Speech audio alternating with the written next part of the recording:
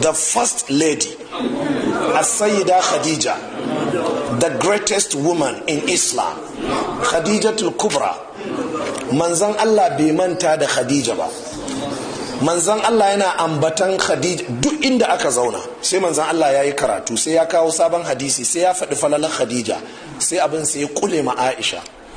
Kai kenan kullum ana magana sai ka ce Khadija, wannan ba tsohuwar mata bace, labarinta ya wuce.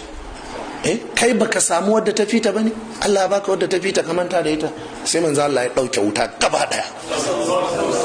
Ma'ana ni ake taba Khadija a gabana, kai za a ga fushi. Sai ya shuru, yace kin gama fade? Ta ce na gama. Sai shi ke yace to ki tsaya ki ji. Khadija ta yi imani da ni sanda duk aka kafirce mini. Khadija ta bani sanda aka hana ni. Khadija ta goyi bayana sanda aka watsi. Khadija ta rufa min asiri sanda kowa ke neman ya tona min asiri. Ya ce don haka Allah bai bani wadda ta kaita ba, balle wadda ta fita. Kuma ki yi hankali da kanki. Sai tashi ya bar gurin. Da la'asar ta je buga mata kofa, fito.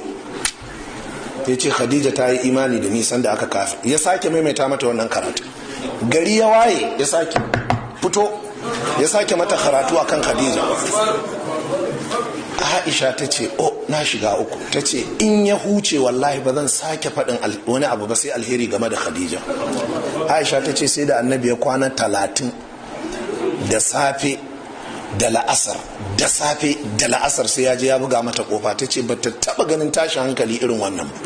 Jama'a kun ji mutanen kirki, su manzan Allah kenan. In aka taba waɗanda suka yi wa addini hidima wallahi ba sa aje makaminsu.